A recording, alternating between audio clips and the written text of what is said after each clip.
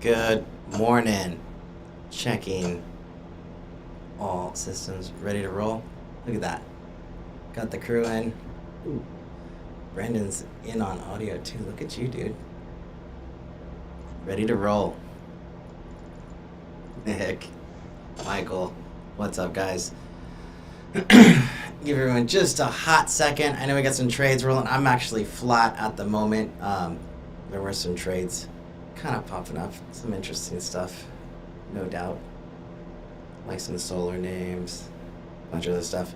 But, all right, well, I'm ready. So, morning, guys, girls, everybody. If you're new to this, this is our weekly trade plan. So every Monday, so as professional traders, by the way, every Monday, just like you do in the corporate world, we kind of get together and take a look at what happened last week, what's important to take care of or to watch out for this coming week, and what else do we have on the calendar, really. So most of the time we're going to take a look at major like economic data points, anything happening that we need to be careful of. This week is a very big week, and some expectations moving forward for the rest of this current week. Also, at the very end, we'll take a look at some of the maybe some potential trade setups, etc. And I know I got one or two definitely on the on my radar. Actually got Excalibur on with us also, so if he happens to see something he wants to hop in on, say what's up, man. Morning, dude. What's up? What's up? No idea if they can hear you. Let me just double check this desktop audio. You guys hear him? Let me know if you can. I think you're right. Yep, sweet. All right, so before we get started, just gotta point out basic disclaimers. We are a options trading group, so before you start trading, just be sure to call 1-888-OPTIONS and get a copy of characteristics and risks of standardized options before you start trading. Super important. Everything we read here is just our opinions. Don't take anything, not financial advice, none of that here. Cool? All right, so recap. Looking back at last week, we had a pretty big CPI number that was mostly what moved the markets. And what's funny, oops, I actually looks like I put the year-over-year numbers. I do want to pull up, so bear with me just a second. I want to pull up where is my stuff? I'm going to pull up economic calendar again. It's the month-over-month numbers that are more important to me than the year-over-year numbers. So this was last week, right? And so Tuesday we got the inflation numbers. So year-over-year, this economic calendar kind of puts them in red, bold, but really it's the month-over-month that matters for the most part. If I'm looking at this, interesting. The market was really just pricing in that we were at peak inflation, which we may be, if that makes sense. And what it looked like, recently we had a pretty big rally, a decent sized rally off the recent lows. A lot of that's mostly because when inflation starts to cool down, typically it actually starts cooling down pretty quickly. So I think the market was pricing in a lot of that. What happened, I don't think that anybody thought this was going to be a major CPI print, but they definitely didn't see this coming in almost double what the prior one was. And I think this is adjusted, actually. So the consensus here was that month-over-month inflation was going to be down 0.1%. It actually came in higher 0.1%. Not typically a huge thing, but where we are in the grand scheme of things, we really, really need it to be going down. So I think the market kind of reacted to that pretty violently, and we started breaking some levels to the downside. And I'm going to go through some other things here in just a second, just to see how you can just show you guys how you can monitor that moving forward. We also got retail sales. Not going to be a major market moving event right now. We're going to get home sales coming in this week. So typically the third week of the month, you're going to get some housing data, like housing starts, builders starts, that kind of stuff. This market, I really don't think it's going to be making a big difference. It's all about inflation. It's been all about inflation this year, and it's all about rate hikes. So this Wednesday we're gonna have the biggest day of the week by far. I think just a quick recap on some of the stuff that stood out to me last week, and Brandon, if you have anything that you want to point out too that's not on here. Really, when the CPI came out, what started happening was you hear all these kind of murmurs of like, oh, well, we had a 50 basis point hike kind of priced into the market coming into the print. And immediately, and I mean like boom, immediately after that, you started seeing that what was priced into the market change. I mean, like out of the gate. And so it went from having a 50 basis point rate hike priced in to 75 basis point hike expected. And we'll find out here in a second, but I think we're close to 100 basis points priced in for this Wednesday's rate decision, which is going to be hands down the biggest day of the week, and some pretty epic trading opportunities for sure. A couple other things. I mean, it's just a funky economy. So the stock market prices in all this stuff ahead of time, and we're gonna get hit with like continuous headlines like U.S. rents are having like some of the biggest increases since the 90s, right? So I got a couple of buddies doing the Airbnb arbitrage stuff that are doing pretty well right about now, so that's a good place to be for sure if you own any rentals. But what's driving inflation is a lot of these groceries, actually. A lot of grocery stuff. Groceries, I think, were up almost a full percent month over. It was like 0.7% month over month if you guys look at that stuff. And over the last 12 months, groceries, and I mean like vegetables. So I got some data. It's like vegetables were up 13.25%. Spices up 15%, and cereal. Like if you eat cereal, it's up 10%. Like that is wild. We were talking about gas inflation before, and then we're into rent. And now it's like it's bleeding across everything. So, the Fed's job is to really like taper spending, and their tool to do that is interest rates. So the higher the interest rates, the slower that the economy will slow down on spending. But at the same time, it's like these are the things that we really need. And if the prices of these things are getting more expensive at the same time, well, dude, that kind of stuff, you still have to buy it. Right, so it's a really hard thing to balance. The Fed really only has one tool at their disposal. Whether or not that's the right tool, whole different story. There was a big headline too about the railroad strikes, and I know we had some trades that we were looking at as a group last week that I personally I'd kind of held off on some of the stuff, but I believe the railroad strike was averted.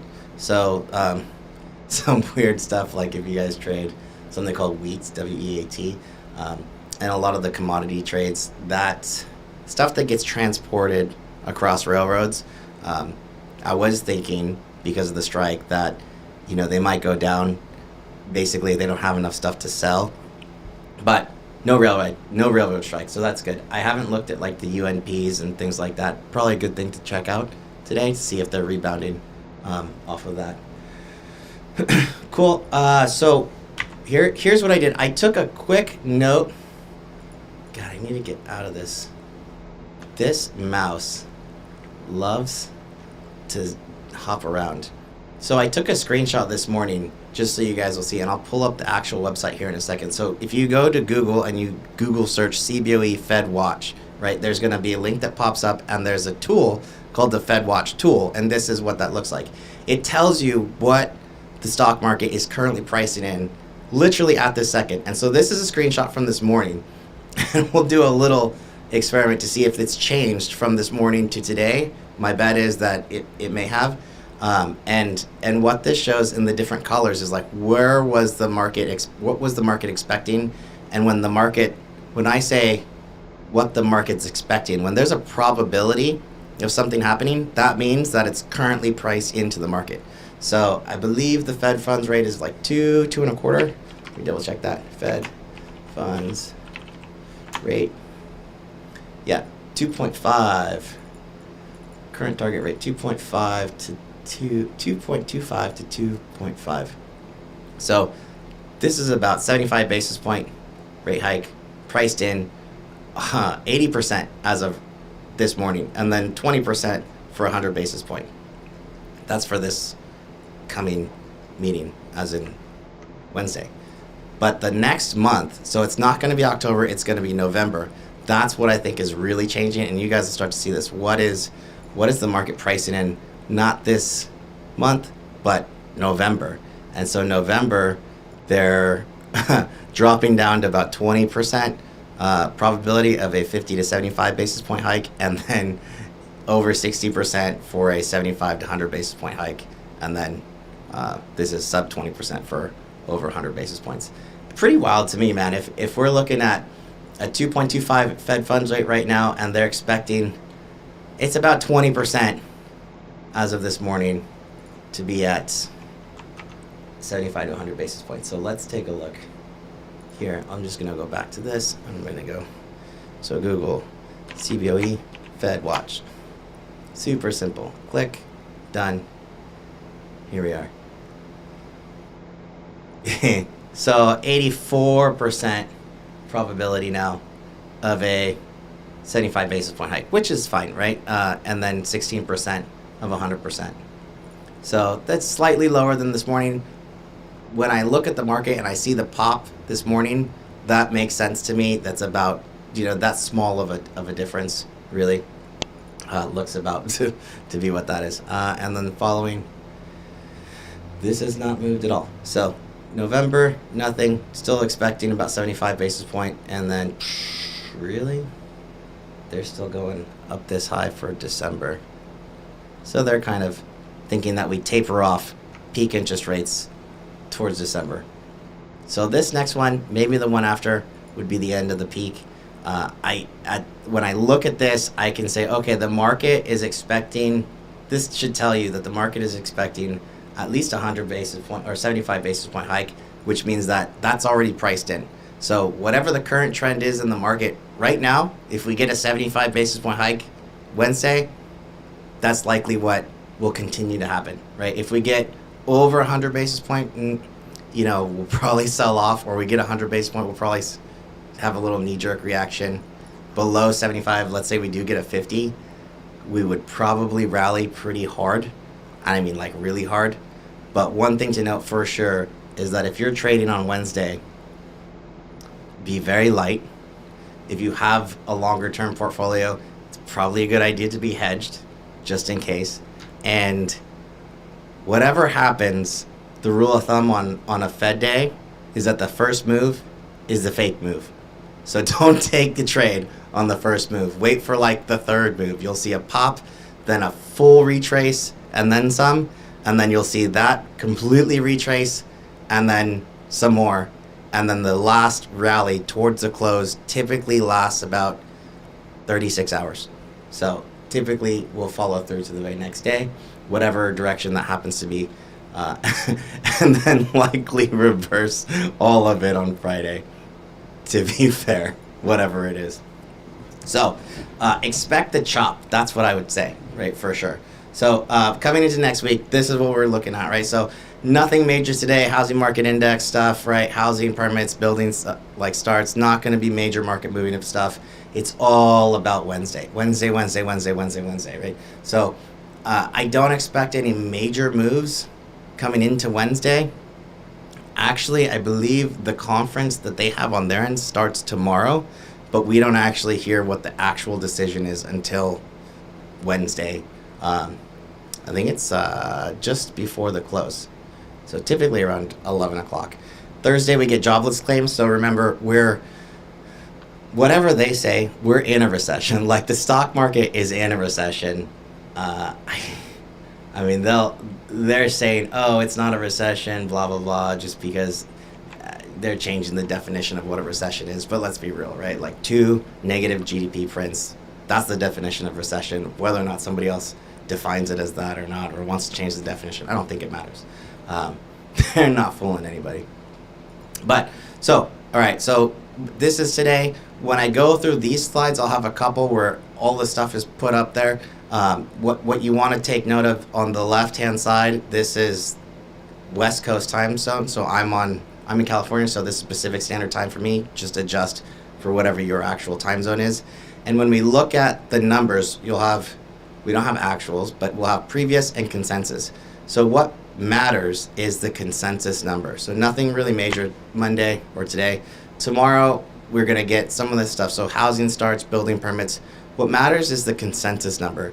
Previous numbers really don't matter that much. And again, it's just like if you own a stock and they report earnings and you're like, oh, they beat and they raised and it's higher than the previous number, but the stock dumps, right? Like all of that is because it's already priced in, and the priced in number is consensus. And the only thing that ever moves a stock or a market is a deviation from the actual consensus. So when they say like the street number or what the whisper number is or what the consensus is, that's the number that matters, right? So if the market is expecting, when I say or somebody says when the market is expecting this to happen or this is priced in, that means if it's anything other than this, that will move a market. If it's this or if it's near this, typically not going to move a market, right? So look at that, housing starts down, weird, down 9% last month, but market is expecting down 1.8%. So like something like this, if this comes in down 10% on the housing starts number, okay, well that might move some of your building stocks like Toll Brothers and things like that. Probably not like a Home Depot or a Lowe's because those are more geared towards repairs and things like that. But housing starts are really like residential buildings that are starting, right? Building permits is commercial buildings, so are they building commercial units, right? So commercial, they're expecting lower, even lower than prior. Red bucket, that's retail sales stuff. But I did want to I put this out here. So 20-year bond auction, we do get, and so here's Monday, 3-month, 6-month bonds. We do get a 20-year bond tomorrow, and we actually have a lot more bond stuff coming in for the remaining of the week. And so what that creates is a lot of selling pressure. So I've been looking at TLT and a lot of the rates, like the yields on some of these things, and it's like, man, it seems like overdone for sure, but they are just hitting the market with more and more supply. So maybe it's not. I don't think we go too much higher. I was looking at the 2-year this morning, cracked a pretty critical level. We could take a look at that.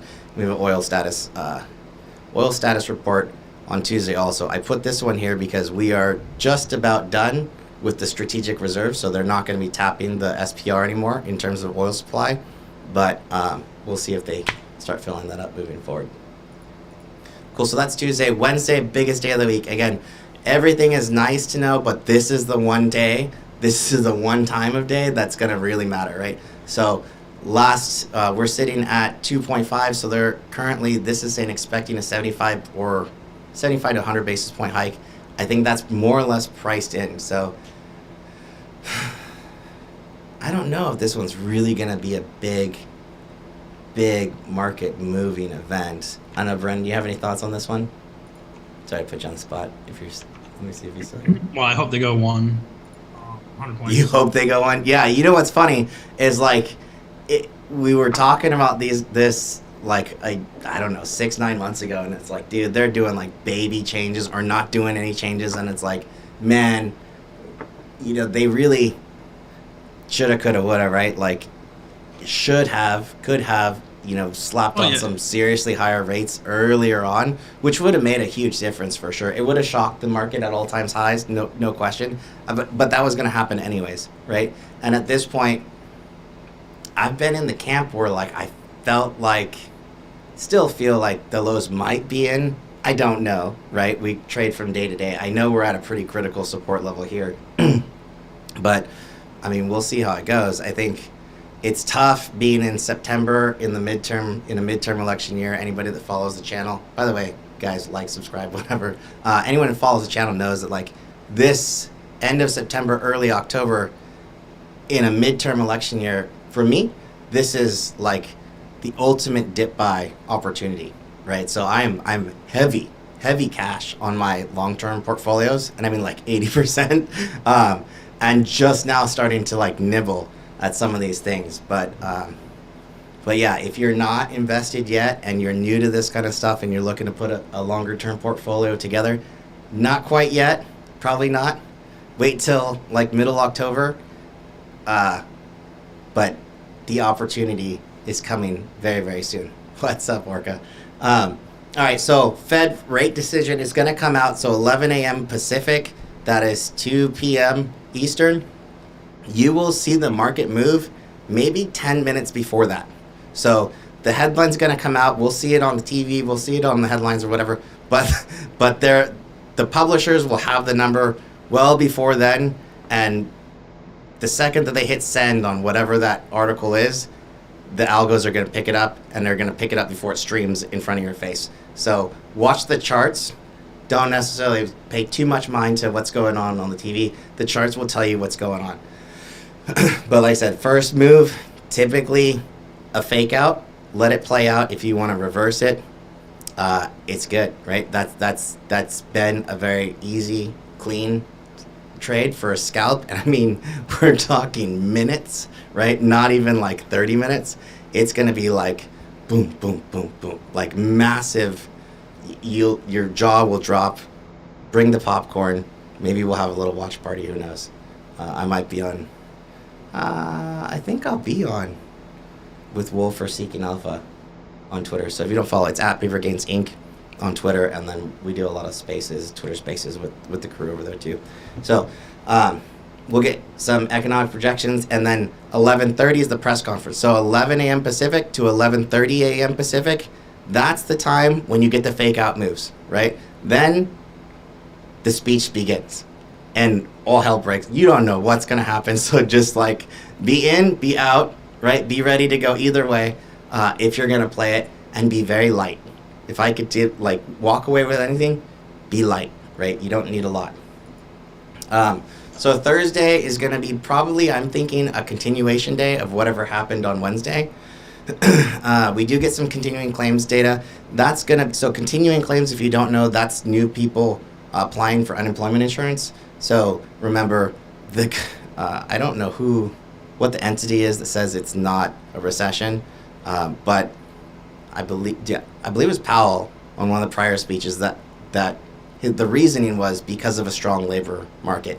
And so if this is one of those things where, okay, if continuing claims does come in like hot, well, that could be like, oh, market's not going to like that either, right? That could probably push it further to the downside if we are taking a downside move. If it comes in cool, it's going to be weird. What I will say is that in general this week, any inflation data, any stuff like this, it's going to be, it's going to be good news is bad news. So if we have signs of a stronger economy, the market's going to see that as giving the Fed more reason and more ability to increase rates faster or more aggressively.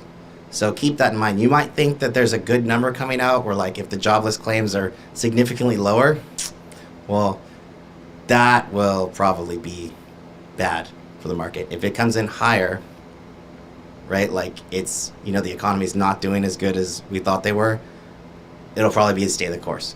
So I'm still in the capital. There's maybe a little bit more downside risk than upside. So keep everything short and light. I mean, that's the name of the game right now. I put in Nat Gas Oil's stock change. This is our reserves for Nat Gas. I think UNG and friends may be in for a nice little bounce. We did catch a beautiful little bounce off oil. Did you trade crude futures this morning, Brennan? There was a beautiful bounce right out of the gate off the 80 something support. I mean, like like instantly beautiful bounce. Pretty good one. All right, so I'm just gonna move forward. So then that's Thursday, and then Friday, believe it or not, we get another speech, right? So Powell's gonna grace us with his presence not once but twice this week. I was thinking we might have reached peak Powell, but probably not. I do think peak Powell is coming sooner than later, though. Probably after October, and then that'll set us up, hopefully, for a nice end-of-year Santa Claus rally. But we'll see. All right, so every Friday we always get Baker Hughes oil rig counts. That's going to tell us what the supply is. We are tapped. We are capped. There is no more oil production possible in the U.S. That is unfortunately just due to sanctions and restrictions by the government. So that's probably all we're ever going to have. But they still have whatever their existing oils. They just flip them on, flip them off, and that increases supply to the economy. And then we get some PMI data coming in on Friday. So depending on what this is, PMI probably not going to be major market moving. And again, this is services like manufacturing index, by the way. So like if we're doing good news is bad news is good news in terms of economic status or GDP kind of stuff. But that's what I can tell you. And again, 11 a.m. Pacific, 2 p.m. Eastern, we get another little Powell speech. Well, that's it for that. So I'm just going to hop in straight to, we went through this. We looked at that. I'm just going to hop in straight to the charts from here. So every Monday, I'm going to go through, I'm going to pull up a 30-minute chart. So a 30-minute candle chart for me is a good analysis view. I want to see a couple weeks of time. And I want to point out a couple different things, right? Or I want to find some order blocks, rather, that we're really looking for. So this morning, we had a very clean gap down that actually got filled pretty quickly. So a lot of us played calls to the upside, and that gap got filled, boom, right here on SPY and a lot of your individual stocks as well. One thing to note, so 395 here was this major breakdown support, and the CPI, so I'll mark, on my charts, I mark fundamental events that create technical levels. So a fundamental event will always create a technical level on your chart. Fundamentals, we trade technicals, but we need to be aware of fundamentals, because when those things happen, technicals kind of go out the window. So new fundamental event here, CPI comes in, and this looks like 411. They just gave it up. They saw the number and like, no, we don't want anything to do with this. So this was support here, happens to be near a jobless claims number here that we broke down from. And here's another CPI, FOMC way up here, 427. CPI less. So 411 is some pretty serious resistance. If we do get up to that level again, I would expect to fade it if we do happen to get a rally. You also create like what's called fair value gap. So we have a massive fair value gap all the way up here to 411. I can't be, here's how we trade. So it's in small little chunks. If you want to be an efficient or effective trader, you just want to take a very small piece of a much larger existing move. Don't need to capture the whole thing. Don't need to pick the bottoms. Don't need to sell the tops, right? Once it's going, then you can get in. But at this point, right here, unless we're above, I mean, really, if we're above this 387, here's your support, right in this kind of area. Just gonna tag that right there. If we're above this morning's opening range at 387, you could easily tag to this 390 Tuesday, and then max upside for me is like 395 for this week. In which case I'd be absolutely covering any longs and looking for short entries. So these orange boxes, by the way, you're going to see these orange boxes on my charts. This is an average week's range. So markets don't typically just keep going, right? That's one of the biggest things. I think this day, so if this orange box an average week's range, this day when we opened, just the pre-market move was an entire average week's range. And so when a market or a stock moves the length of an average week within a 24 to 36 hour period, what will usually happen like 80+% of the time is that it will begin to go sideways. And guess what? That's exactly what happened the very next day. So this same day, you can get the move and it can continue. But from there, it's typically going to be sideways, right? So you get the whole sideways day, another little sideways day. And this move from here to here is very muted move compared to what it could have been or what it was before. Again, mostly because of this massive outsized move. So could we bounce today? Yeah, I think we could, and I think it would probably be right around here right now, 384.50, if I just tag this little level from, what is that, Friday's pre-market. Brandon, do you have any levels here? Ooh, if you do, just interrupt me and let me know. I chart ES. I don't chart SPY, I chart ES. Okay. Well, I mean, similar. So I mean, you could We'll call it a Yeah, main yes. thing is we wicked Friday's highs Yep. on ES, which was probably Friday's a highs here. nice little liquidity grab. Yeah. But I'm overall bearish. Yeah, I think super cautious if you're gonna be bullish, no doubt. This blue line, by the way, interesting line that I have is, so this is SPY. This blue line is an anchored VWAP. So, and it's an anchored VWAP actually that goes all the way back to the COVID lows. So I tagged the very bottom of the COVID lows right here, right? And the volume weighted average price since that period of time is almost exactly what we're sitting on. And so this anchored VWAP has been pretty, look at this. I mean, a pretty important level to note, like since we started coming into it. And it actually, SPY has bounced right off of this a handful of times, and we're sitting on it right now. So could we get that bounce straight back to 395 and maybe attempt to fill some of this fair value gap before slamming to the downside? Yeah, we absolutely could. If you are going to go long, one thing you absolutely want to do is you want to know what would, if someone was going to be shorting against your longs, what would those levels be? And you can always use a fib to know what that would be. So a 50% retrace from this swing high to swing low, right, will put you right at 398, just about 399. Actually, right where this pivot is here, where that back half of the CPI data day just gave it up. So 399 is going to be a level to watch for sure for me with this kind of consolidation zone right here. Yeah, I like this for a potential small bounce. But again, we just made a huge move last week that I can't see like another huge move back to back like that. Whenever a market makes this kind of move like this, I mean, this was the first 5% plus day all year. Actually, this is the biggest day of the year from a market percent move.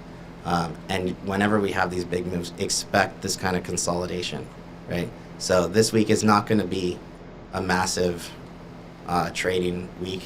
It'd be small scalps, and that's what you should expect. We will get some trends coming, but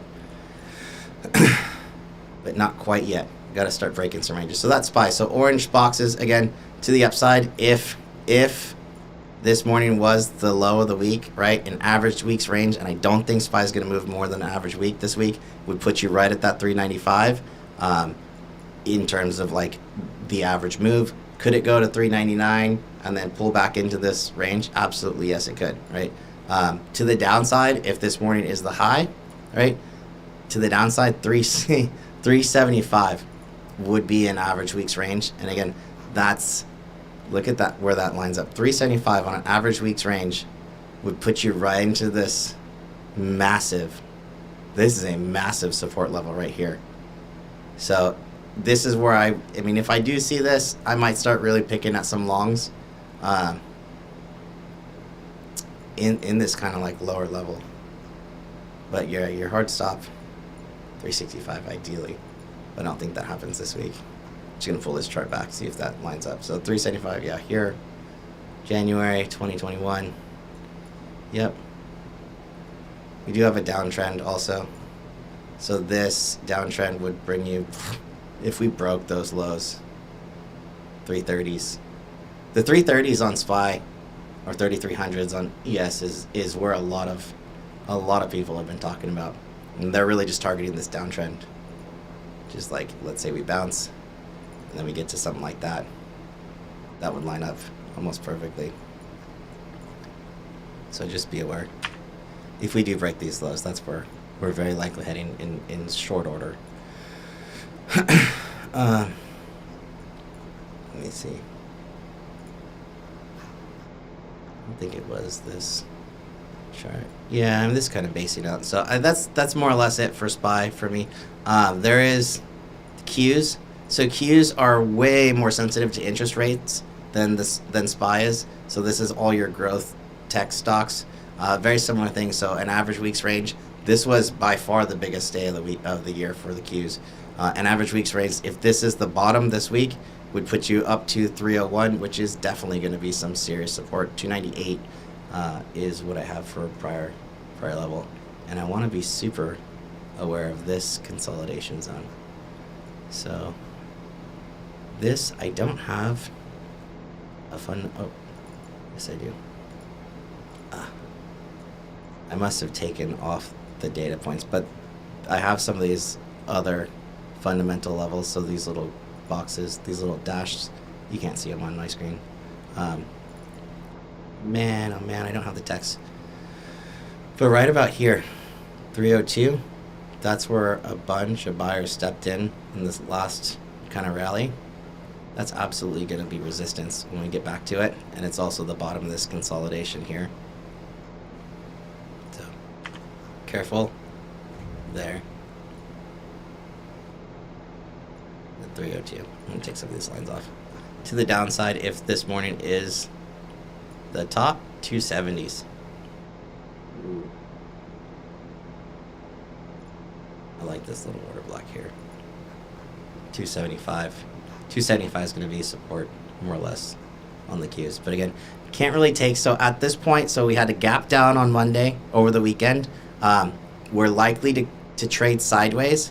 So with the VIX sitting at 26 right now, one thing you guys want to take note of is like decay. It's not theta, it's IV. Call it what you will, it doesn't matter. IV, theta, whatever. Decay in general is going to be eating you alive right now. So if you're watching me in the servers or Brandon or any of the rest of the guys, we're really looking for two things, right? We're looking for the right time of day and enough volume to offset whatever decay we're going to see. So if we have a gap down like we had in the morning, we know for a fact that IV is going to be super high on the first 2 hours of trade, really. So for the most part, most of us are going to be in and out within the first 2 hours, and then we just kind of take a break, right? And this is why this time of day on Monday, we always take a break and we kind of reset and plan out the rest of the trades. If we break levels, right, meaning like if the Qs were to go below 285, what you want to see is you want to see a breakdown, right? Break the level first, then you want to see it retest and reject, and on the rejection you can take that, right? So but this early, with knowing that that we've already moved such a huge range in the broader indices, like you want to be super cautious of those kind of things, and you're going to see a lot of what will probably look like fake outs on weeks like this, especially when we have a massive event coming on Wednesday that everybody's kind of just waiting in the wings to see. But that's why after Wednesday, volume will show, and that will be the day to really start trading. All right, so Qs, diamonds, everything looks like it's going to be about the same kind of basing. So take a look at pre-market lows across the board for SPY, Qs, diamonds. Below this morning's pre-market lows, you see a break, retest, fail. You can see a flush for a little bit, but don't try to press it too far, right? If it breaks above opening range, you could probably take them to Thursday highs at most and then close them out, right? So small trades, keep it tight. That's more or less it. So the most important, so I'm going to go over a couple others. The most important chart in the market by far to me is this chart right here. It's called DXY, or the Dixie. So this is the US dollar measured against global currencies. This is what's moving markets, right? This is, forget about the VIX. For right now, that's not going to be directional. This is going to be your on-off green, yellow, red light for the market. So we're topping out around 110. And by the way, the Dixie, this is like 20-year highs or something. I think it wasn't up here. Oh, no, it's not 20-year highs. Looks like January. Oh, it is 20-year highs.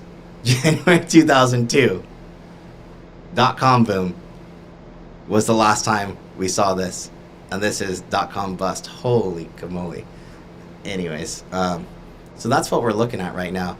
And the stronger that the dollar is, you want to think of, you know, if the dollar is valued more, everything that we buy dollars with is not changing value. It's the dollar itself that's changing value. So in short term, very myopic view, in short term, let's say if it's gold or you're looking at silver or precious metal trades, if the metals are staying the same value, but what you use to value the metals with are going up, well, it's going to cost less dollars to buy the same amount of metals or assets, stocks, it doesn't matter. It's going to cost less dollars to purchase said assets if the assets are not changing value.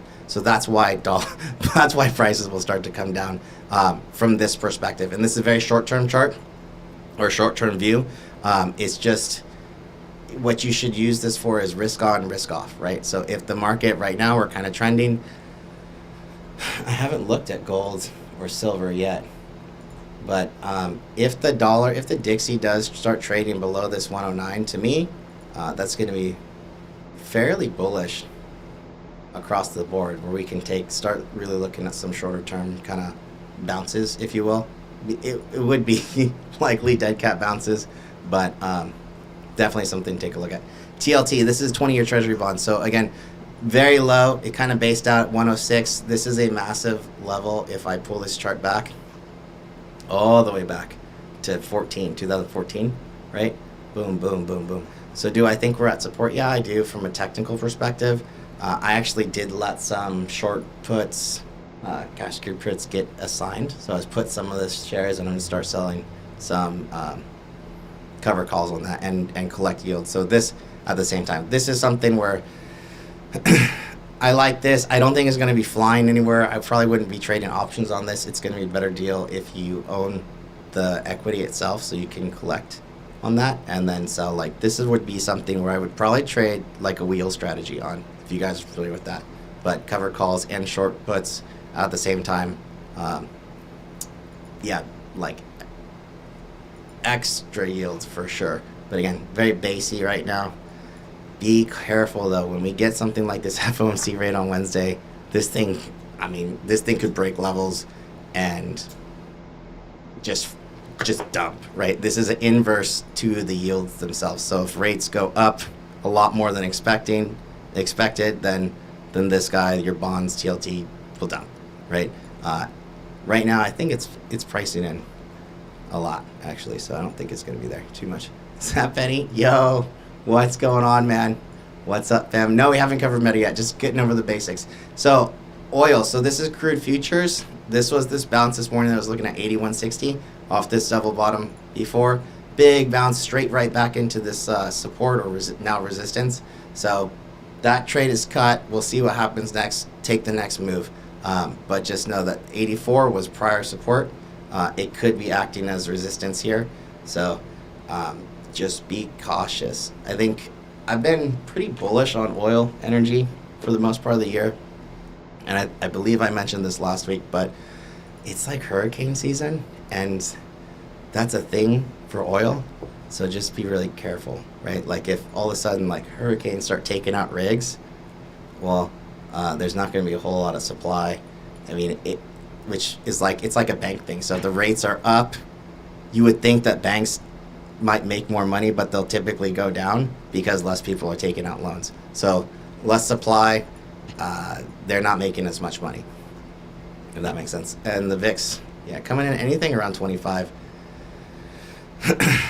it's be tough. Very, very tough. No more loans, baby. Yeah, man. Those interest rates through the roof. I heard you talking about like 5-something% on your last home. Pay off your credit cards. Yes. Mortgage is up above 6, I think.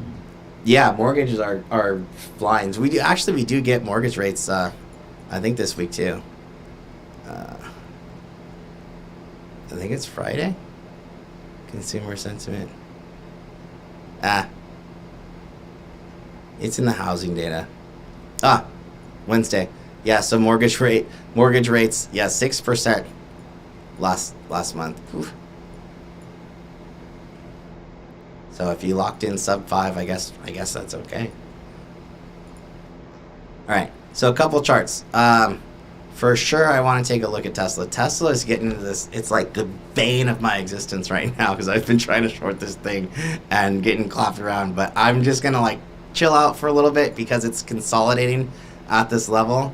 If you didn't know, 307 is a massive level for Tesla where we are, right?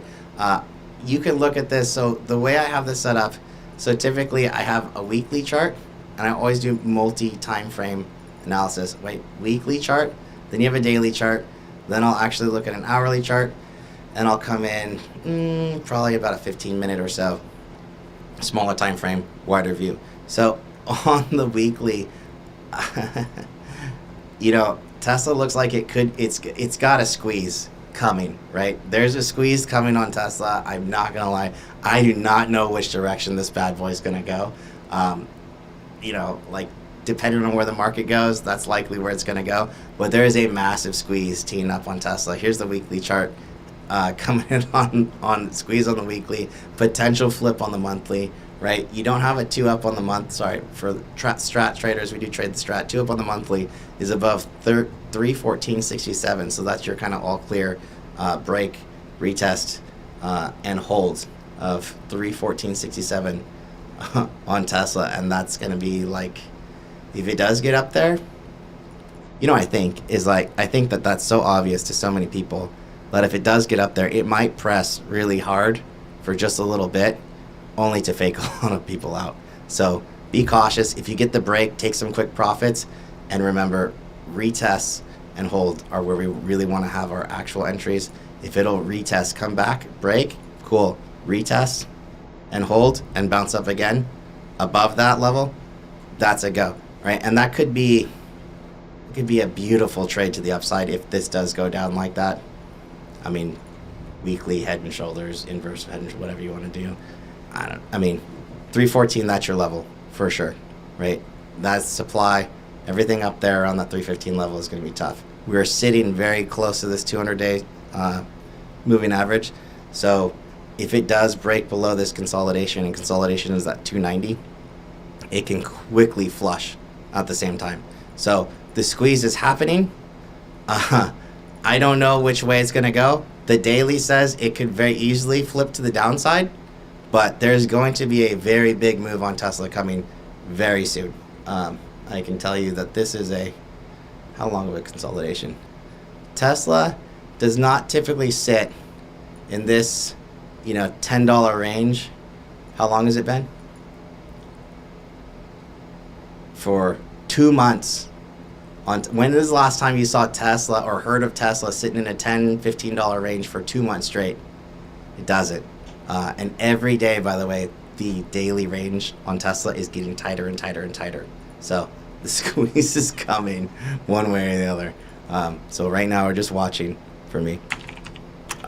Meta, for sure.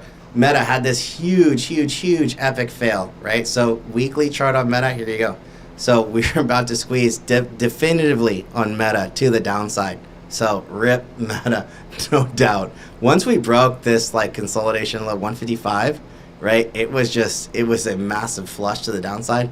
We instantly hit this level here, 149.38, and look at this. This week we didn't even reclaim it.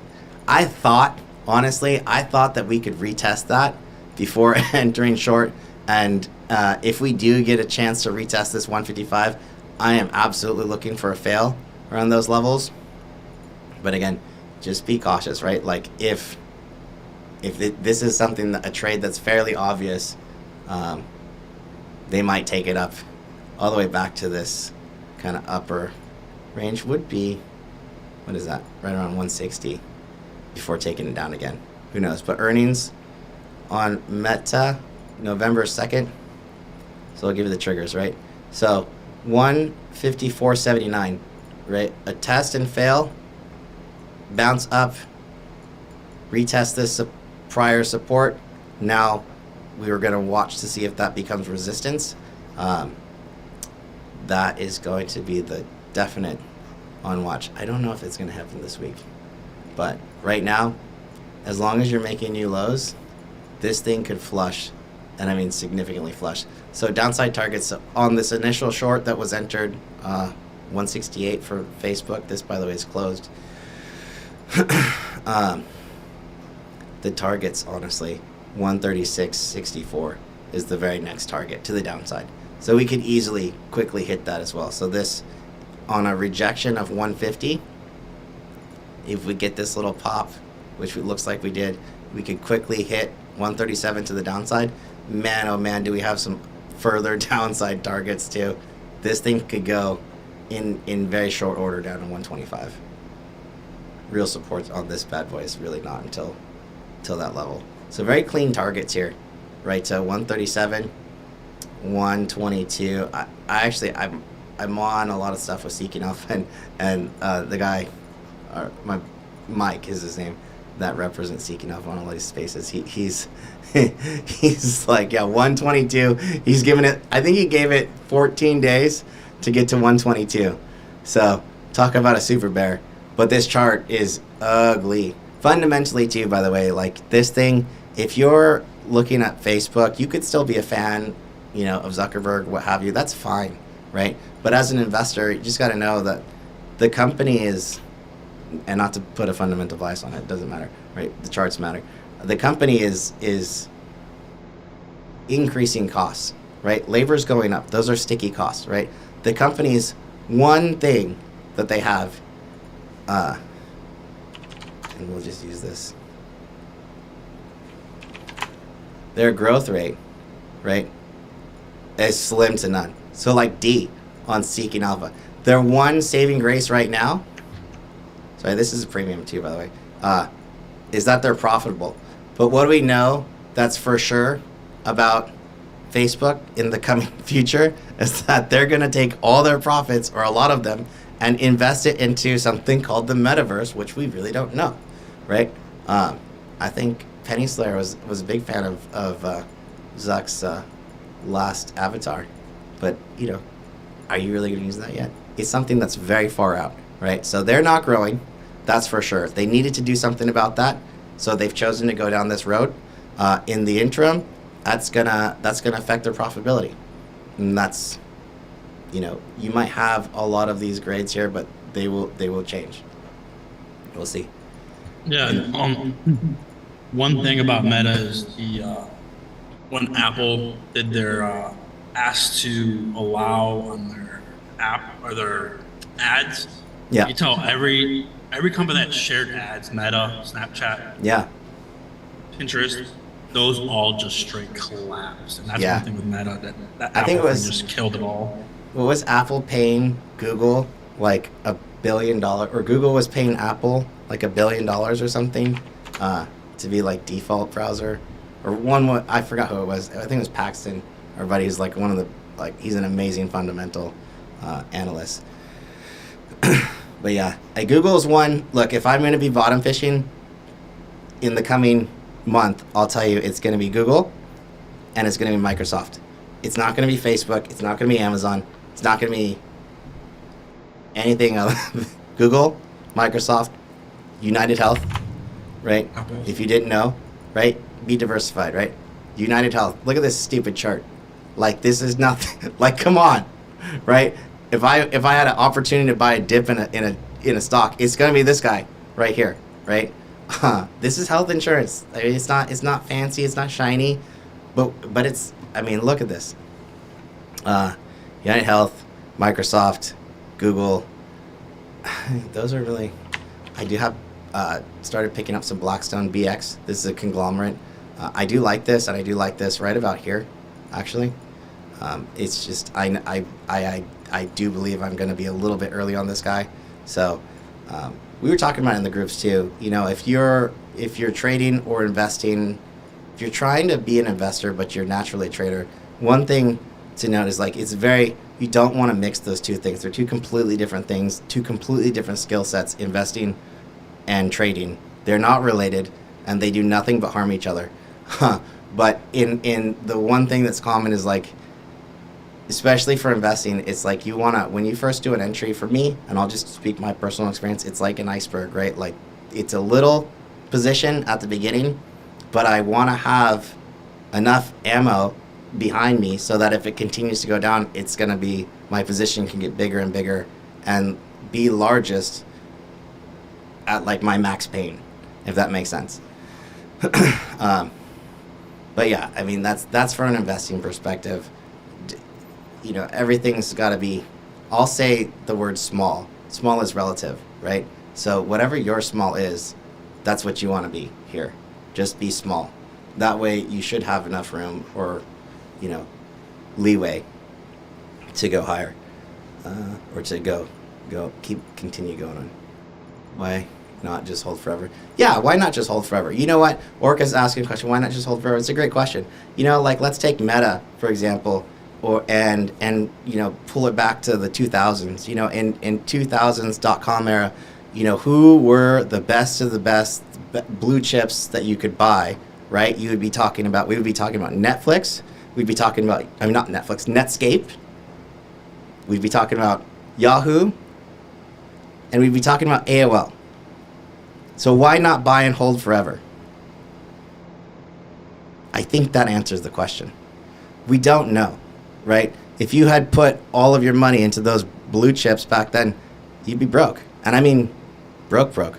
So we don't know if Meta's going to be the one to crack into the metaverse. We just don't know, right? There's always someone else coming up, right? That's the job of our as an investor, is to know what's going on in the market. You don't have to be trading every day, right? But you do want to have your thumb on, your finger on the pulse of the market. What's going on? Who's up and coming? Who's losing traction? All that kind of stuff. Companies that are having fundamental transformations from either a leadership or a business structure perspective, those are things that you want to look into a little bit more, right?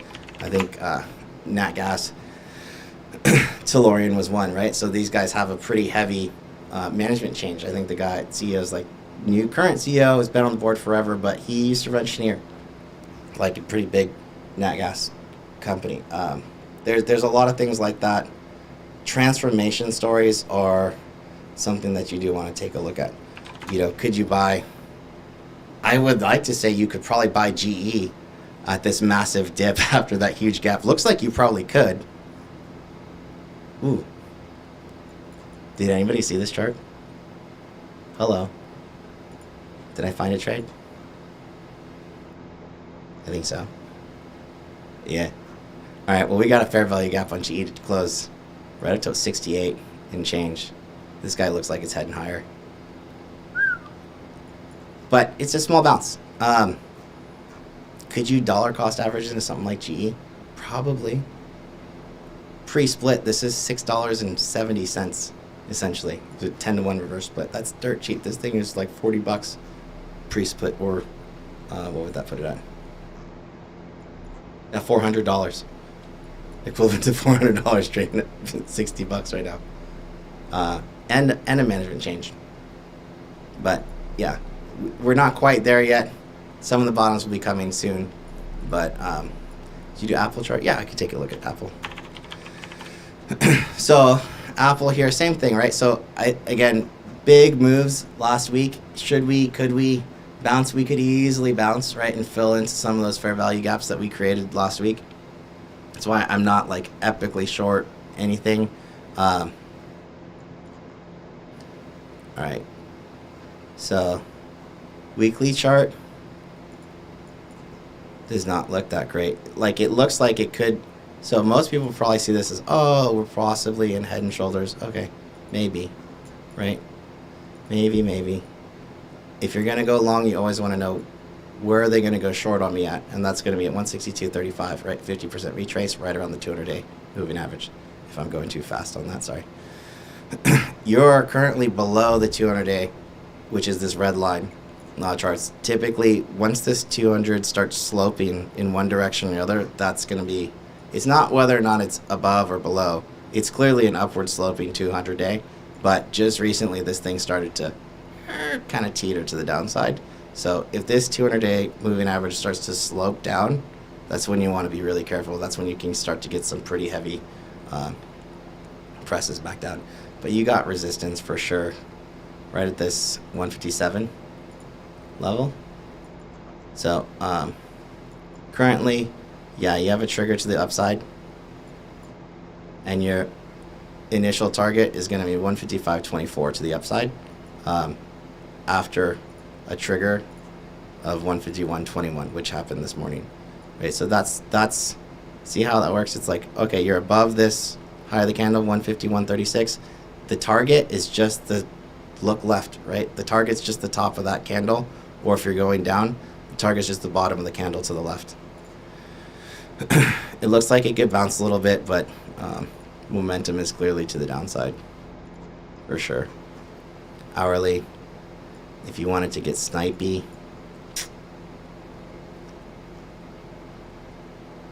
yeah, it's this 153. Look right in this this little area. What day is that? Thursday. So I'm going to tag this order block right here and say, okay, that's a breakdown level. And it lines up to a bunch. So this is where they gave up heavily, 153.76.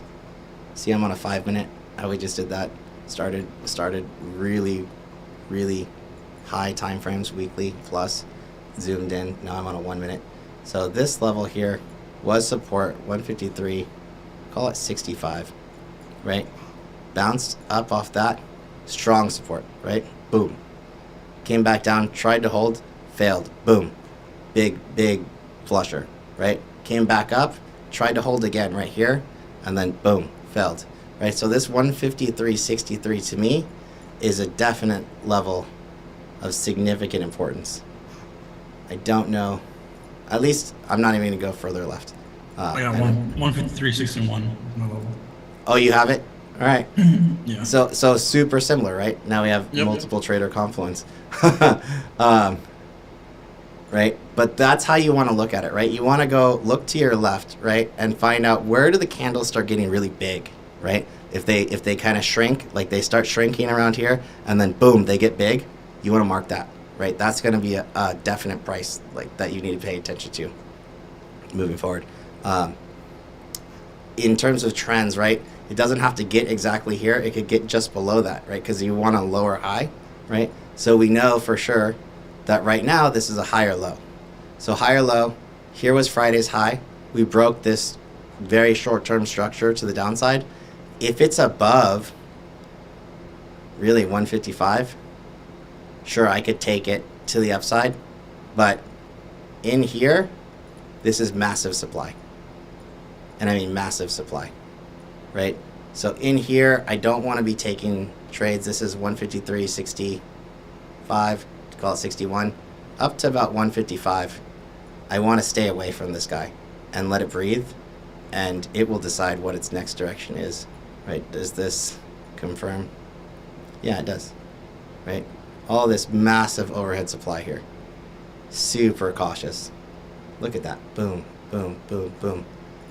Just below it today, if we get another pullback, press up, and then fail out of that support or out of that supply, that's when I'd be looking to really take it. And I'd probably take it not on the first fail, but the second. And I'd be looking for an entry on a lower high just outside of the supply after having been flushed out of it, right? So it'd be something like this for me, my personal style, right? I don't want to take it just because, but it would be something like this, and you'd just be taking back down to 140 and change, and then moving your stops along the way as the trade goes. We're rolling. Cool. My family is huge on GE. Yeah.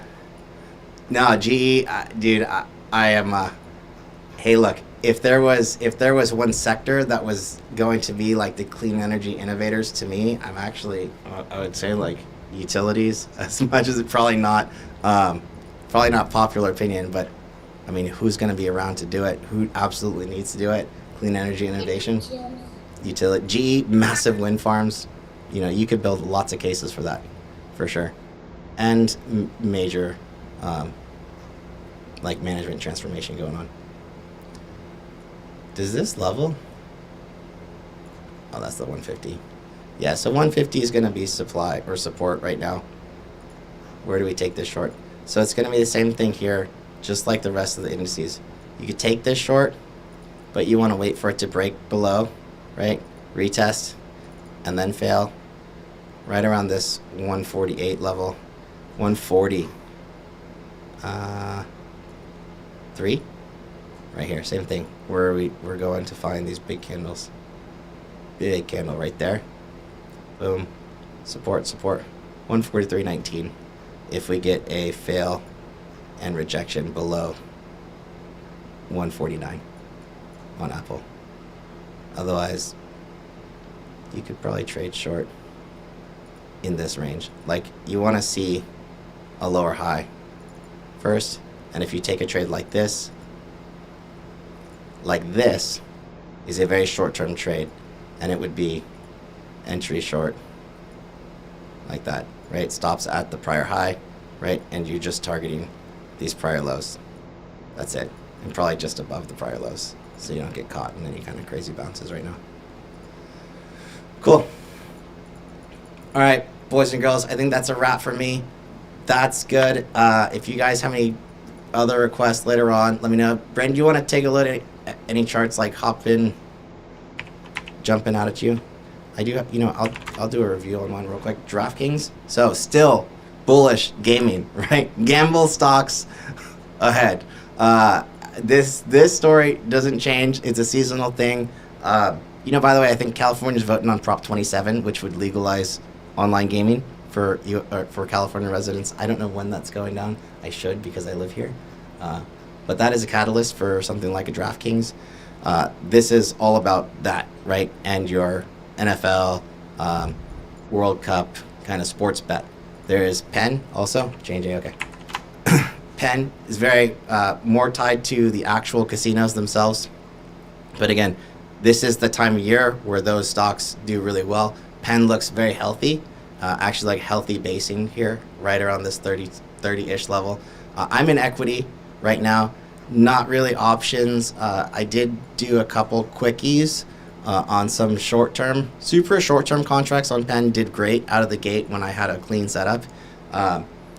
The longer-term ones didn't do that great. They're about break even where they sit right now after this kind of gap up this morning. But this is the way Penn's been trading, right? So if you catch this kind of bounce off of a low, it's been doing this quick, like 30 to 31.50, couple minute move out of the gate, and then it kind of flatlines for the rest of the day. So it's an AM day trader, and that's the way I would probably play it, right? It was this one right here, from 30 to boom 32, quick AM moves, upside, downside, what have you, and then it mostly kind of like has been stalling out the rest of the day. So I wouldn't do anything other than a morning trade on this. J&J Healthcare and Biotech actually both more defensive and decent in this environment. I do own J&J also, been picking it up under 160, right? Or 160, what is my level here? 163. I believe my average is closer to 163 even. But I do have resting orders on this guy. If we do get a flusher down below to 155, potentially 150. So for right now, you're holding support. J&J did have a downtrend that it did break, and this is healthy, right? This is what you want to see. So today is not the day, or this week, but above 166.43 on the weekly. For the week, we go quickly, and I mean quickly, to 167.60, and then to 169 after that. So that looks good. Looks like a little squeeze setting up too on the daily. Similar. I want to see this really break this downtrend. So it broke down here. If it pops quickly, I would probably be a seller on initial break out of this descending, whatever you call this, polygon shape, triangle, whatever, polygon, right? Looks good here, having come back down, retest to the top of that downtrend and bouncing. Ooh. All right. You might have. Yeah, pharmaceuticals took a hit today. Yeah, there's a big headline across the board. What was it? Biden says COVID's not a thing anymore. Yeah, it's over. Yeah, that's what it was, right? So all farms like healthcare or biotech took a massive hit because of that headline this morning. So 165.65 on J&J. If you get back above that, I do like this retrace. I will say I really do like this. So, ooh, you dirty dog, Jack. I didn't want to have a whole nother trade pop up. But yeah, I like this level. This is the top of that. Sorry, let me take some of these things off. Downtrend, and it's at this pretty major support here, bouncing up. If this can hold, and really if it can break above 165.65, you can easily target this gap fill to 167 quickly. J&J is one of those stocks where like it's actually pretty low IV, and you can see like when a stock is in this kind of like very tight range. What is this? A 1.1.5% range for the last, call it, month. I mean, this is like epically low IV on something like this. Even though the VIX itself is trading at 26 plus, J&J IV is going to be dirt cheap. So I don't have a problem. Calls here, especially with the break and hold above that 165, 64, just for a quickie to fill that upside gap fill. Man, oh man. Yeah. Could go all the way up to 170s. But can't think about that until you clear and hold the 168 over here. That's going to be some pretty heavy resistance, yeah. This gap brings you, that gap fill is going to be massive resistance. So if it does fill that gap, I would instantly cover. And I mean instantly close my position, because it'll likely come right back down off of that resistance. But cool. Nice catch, man. Good eye. All right. Equity is equity means, yeah, equity just means shares, not options. All right. I think that's a wrap. A little bit over. So appreciate you guys for hopping in. Y'all rock. I love it. Thanks for the support, and I will see you guys out there. Adios.